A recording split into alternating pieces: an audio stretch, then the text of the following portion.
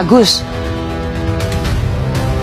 waktu itu Bapak kan juga Ketua KPK, ya.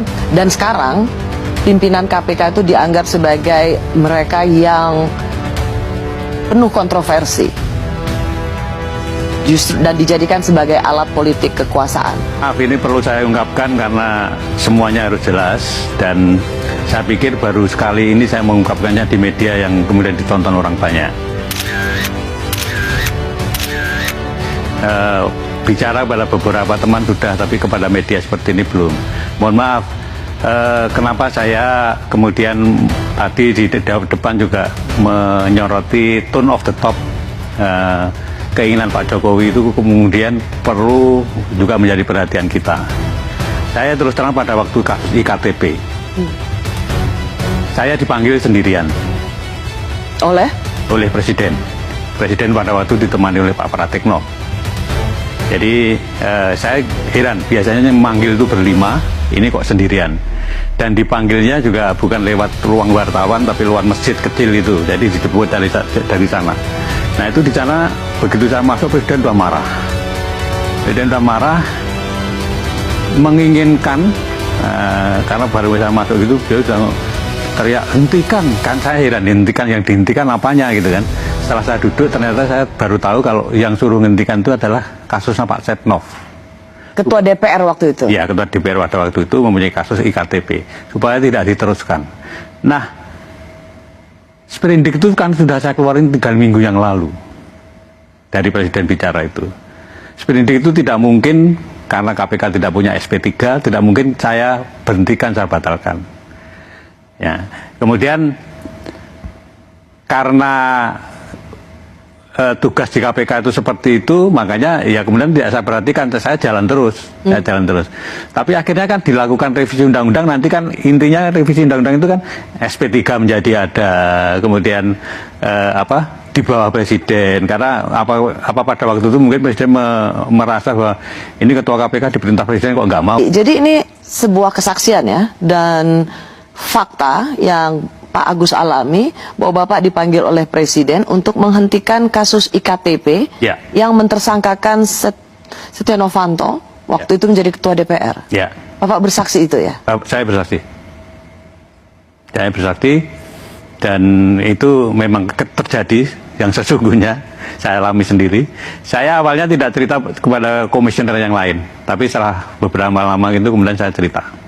Apa yang Bapak jawab ke Pak Presiden ketika Bapak Presiden mengatakan hentikan soal IKTP ini? Saya bicara apa adanya aja, bahwa sprindik sudah saya keluarkan 3 minggu yang lalu, di KPK itu nggak ada SP3. Nggak mungkin saya memberhentikan itu. Yang Anda tangkap Pak Agus, yang ingin dihentikan Presiden itu adalah jangan sampai mentersangkakan Setia Novanto yang waktu itu menjadi Ketua DPR. Karena Presiden waktu itu juga nanya kepada Pak Menseknek, Pak Sarasik, sprindik itu apa toh gitu. jadi itu kejadian pada waktu itu. Setelah kejadian revisi undang-undang KPK kemudian menjadi perenungan saya. Oh ternyata pengen KPK itu bisa diperintah-perintah gitu. Pada waktu revisi undang-undang KPK semua orang mungkin tahu. Pengen ketemu nggak diizinkan. Bahkan bukan hanya ketemu Presiden, ya, ketemu Menteri Kumham saja tidak diizinkan. Pimpinan KPK waktu itu. Jadi itu yang kami rasakan. Kemudian saya kemudian diajak Pak Laude Muhammad Syarif ya, ketemu dengan Menteri Kumham, tapi draftnya juga nggak ditunjukkan. Jadi sampai terakhir itu kami nggak tahu sebetulnya yang direvisi ini apa, itu kita nggak tahu. Itu kejadian yang kami alami terakhir kami di KPK.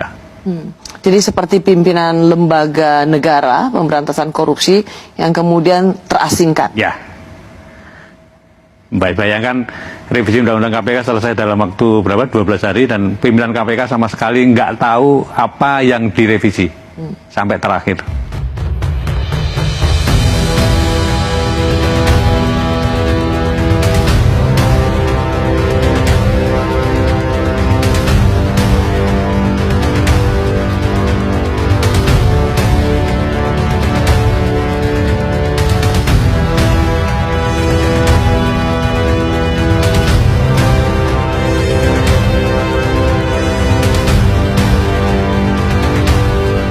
Terima kasih seluruh masyarakat Indonesia yang saya cintai dan banggakan. Cerita ini diawali pada tanggal 7 Mei 2024 ketika saya menghadiri pidato pemilu dan jalan kebudayaan yang disampaikan oleh Prof. Sulistyowati di UI.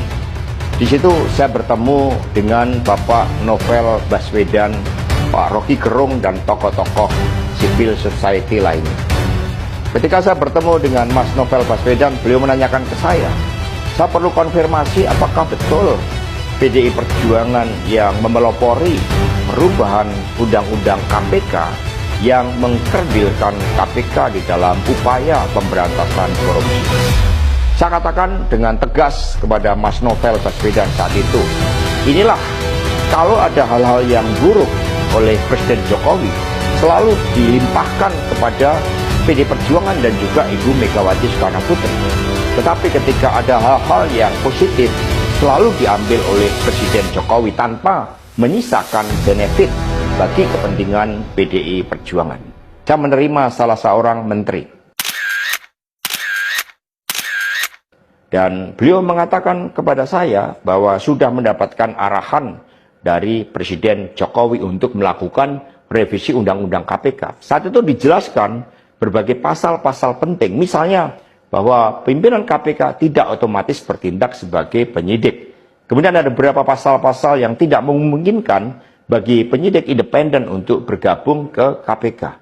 Berbagai revisi-revisi itu, karena ini adalah perintah dari Presiden, maka ya saya sarankan untuk bertemu dengan seluruh jajaran fraksi di DPR RI dan coba menggalang atas perintah dari Presiden. Nah, saat itu Pak Menteri yang menjadi kepercayaan dari Pak Jokowi ini menyampaikan bahwa kira-kira akan diperlukan dana sebesar 3 juta US dollar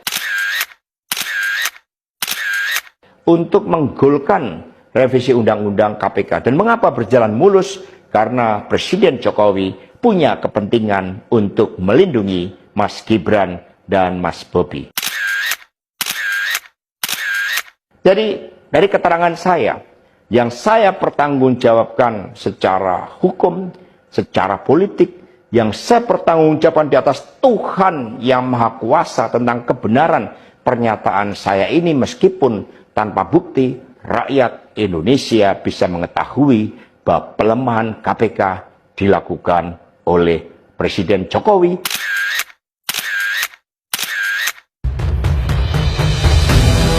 Dan UU tadi tidak ada niatan, kan dari Pak Asri kan menyatakan bahwa UU tersebut itu karangan cerita, semua orang bisa membuat karangan cerita.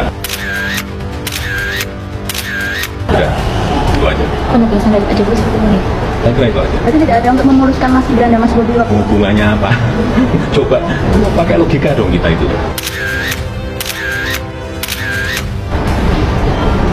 Pakai logika. Untuk apa? Masa udah itu menggolkan hal yang kecil pilihan partai. Yang benar aja. Logika kita pakai. Dan baru tahun 2019 masuk prolegnas. Karena memang semua fraksi yang ada di DPR setuju. Sampai pada akhirnya dibahas dan digedok di rapat paripurna atas inisiatif DPR. Nya itu kan itu kalau sudah semua fraksi menyetujui, semua fraksi di DPR setuju, ya Presiden kalau tidak musuhan dengan semua fraksi dong. Politiknya harus dilihat seperti itu. Tapi bukan dari sini. Saya ngejar-ngejar, bukan itu. Tolong dilihat itu, dicek. Berarti dia nggak pernah belajar dari kesalahan-kesalahan dia dong? Oh, dia belajar untuk lebih sering menyalahkan orang lain. Oke. Narsis ini benar-benar gencelin. Sebenarnya di posisi tertentu dia baik banget. Dia akan menjadi leader yang sangat baik karena satu, egosentris. Jadi kalau dia udah bilang A, ya harus A. Mau orang lain ngomong apapun, kata dia nggak cukup baik karena ide dia yang paling. Oke. Perfeksionis juga tuh, saya juga. Perfeksionisnya di level yang menyusahkan orang lain. Membuat hidup orang lain perfectly masalah. Gitu. Yang kedua nggak punya empati. Ya, yang ketiga playing victim. Selalu ngerasa kayak gue adalah korban. Nah, padahal dia yang bikin masalahnya. Berarti dia nggak pernah belajar dari kesalahan-kesalahan dia dong? Oh, dia belajar untuk lebih sering menyalahkan orang lain. Oke.